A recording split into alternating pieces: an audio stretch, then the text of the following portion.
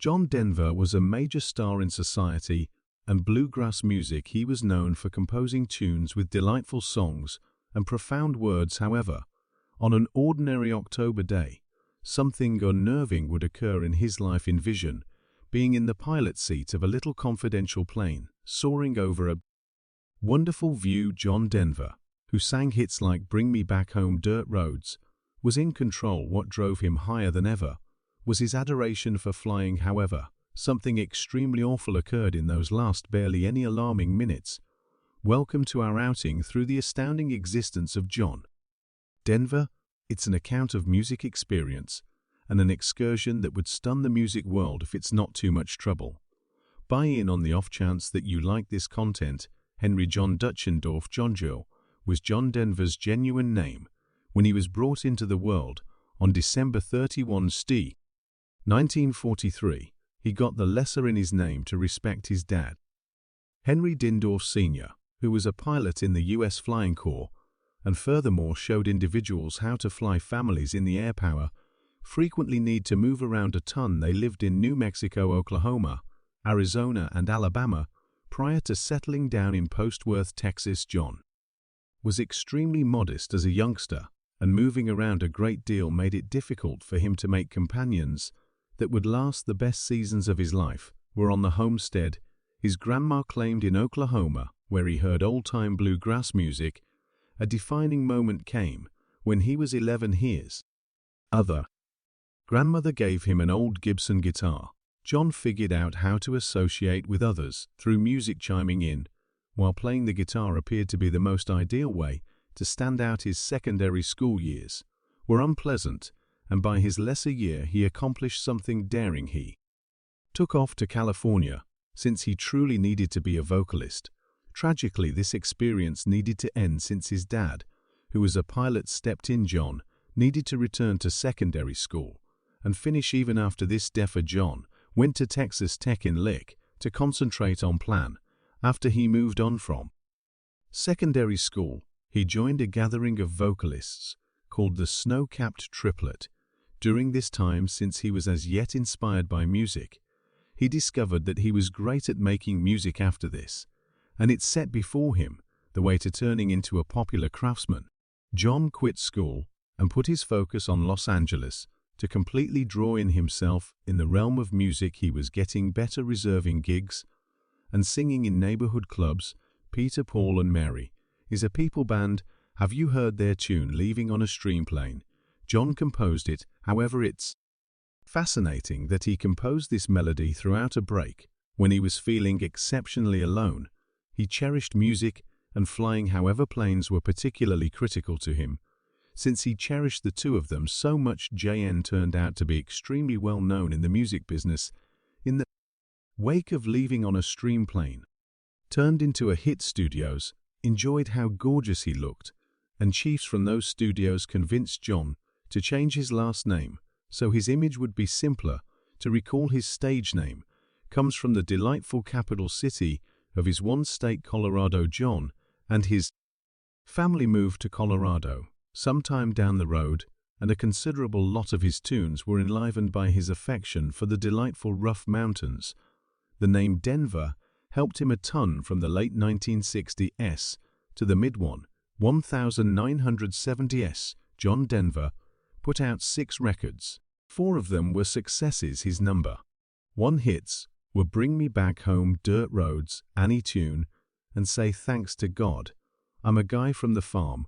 As a matter of fact, his melody Rough Mountain High turned into the state tune of Colorado, making him considerably more renowned in the Centennial State. John was a genuine voyager who was constantly eager to see the world's wonders. His father showed him how to fly, which made him need to attempt new things. By the center of the 1970s, John had turned into a gifted confidential pilot, having procured licenses for single motor land, single motor ocean, and multi-motor land planes.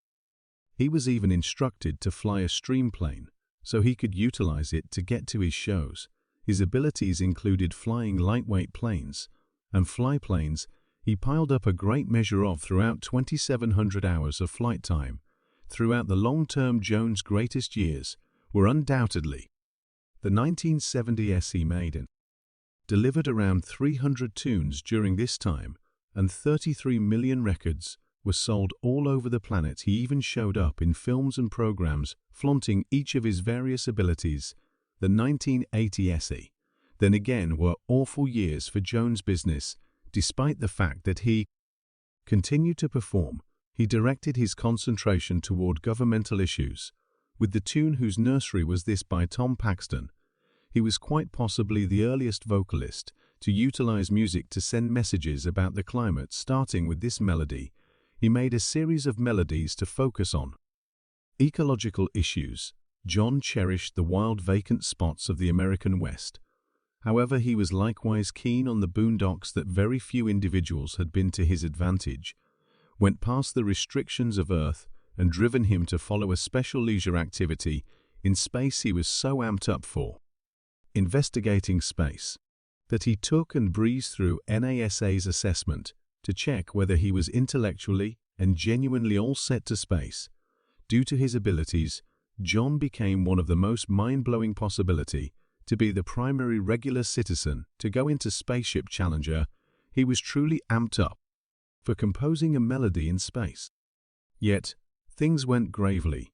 When he was gone down to join the mission, in an odd manner, this would save his life in the end, on the grounds that the Challenger transport detonated in 1986, while removing Jones' dear companions frequently said that he feared nothing particularly when it came to flying. He was extremely keen on aerobatics and lightweight flyer, traveling to show how great he was. He would frequently switch off the driving force of his around 35 mi from Aspen and slide it in securely. Among the planes he possessed were a dedicated Falcon and several Cessna 2010s. Yet in 1997, John Denver was searching for another rush, and that is the manner by which he found the Long Simple, a renowned home-built plane. This plane was implicit 1987 by a developer in Texas, and it had a special change made to it. Over the pilot's left shoulder was the fuel choice valve, which is a significant part that sends fuel from various tanks to the motor. This change made it feasible for the plane to continue flying ceaselessly. To refuel, John viewed as the plane available to be purchased and realized he needed to have it. He reached out to the proprietor. It was love from the beginning. Look, he was told by the proprietor that the plane was looking good, and there were no mechanical issues to ponder. A gathering was set up so they could test fly it. John completed the arrangement on September 27, 1997, and paid $56,000 for the plane. He had large designs for it, like giving it a new coat of paint, and the enlistment number N555JD. John continued to visit while the plane got a change at an airplane paint shop. His last show was in Corpus Christi, Texas, on October 5, 1997. He woke up and ready to go, and his show was nothing, not exactly astounding. He had no clue about the thing planned to happen to him. This previous Saturday, October 11, 1997, John went to the paint shop with a similar flight educator. Subsequent to taking off in the plane, the educator did a full check that required around 30 minutes. Furthermore, included 2 touch ando arrivals and some sluggish flight moves. They likewise investigated the plane frameworks, focusing completely on where the fuel selector valve was set. John was prepared to fly after the instructor offered it the go-ahead and went to play golf with some companions the following day, on October 12th. Despite the fact that they advised him to remain for one more round, John couldn't keep down his fervor to fly his new toy. His outfit was green jeans, a splendid sweater, and rancher boots. He got to Monterey Landmass Air Terminal in Monterey, California. With clear skies and light breezes, it was an extraordinary day to fly. While doing his pre-flight check, he wasn't content with where the fuel selector button was set. He had proactively started the cycle of moving it back to where it should have been. He said it was somewhat difficult to arrive, yet he planned to set the autopilot prior to returning to change tanks up 50 pi. John called ground control and got consent to move the conservative, had not exactly a portion of a tank of fuel, and the left wing had under a fourth of a tank at 5:12 p.m. He was allowed to rehearse 3 touch-and-go arrivals here. The plane raises a ruckus around town for a brief time frame prior to taking off again. All that looked fine, he requested to leave the daily schedule and fly around the area at 5:27 p.m. Tower consented to this.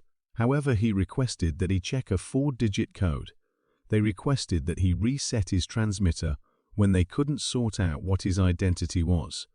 "Do you have it now?" JN asked. It turned out to be clear rapidly that those were jank final words the following moment at 5:28 p.m. Pacific time. Something extremely terrible happened. The plane abruptly fell strongly toward the Pacific Sea, not a long way from Pacific Woods, California.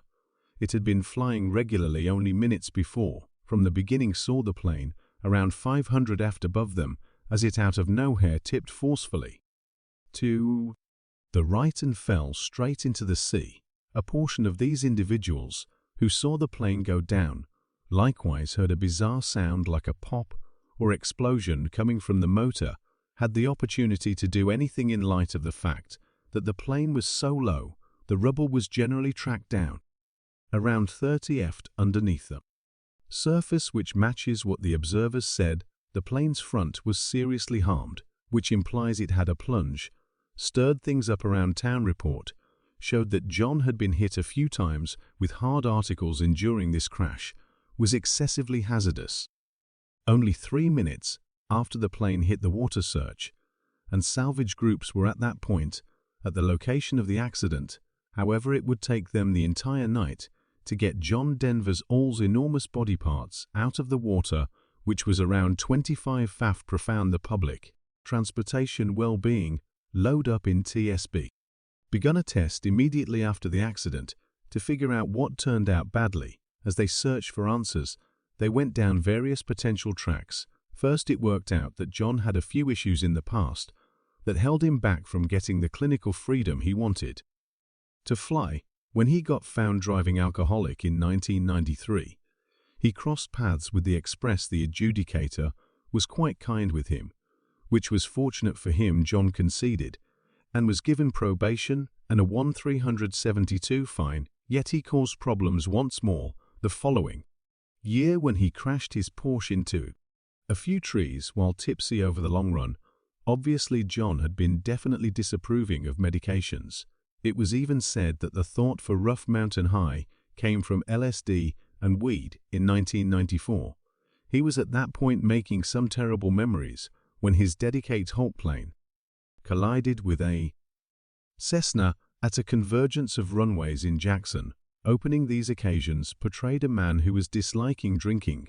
When John saw his primary care physician in 1995, he said that he had 2 to 4 beverages every week when he was voyaging. No instances of liquor misuse were recorded yet. Since he experienced been in difficulty with the law previously and didn't keep specific guidelines, the FAA, as of now, not naturally suspected he was in great shape to fly in. Walk 1997, the FAA sent him a confirmed letter letting him know that their framework had removed his clinical permit. Despite this, he continued to fly.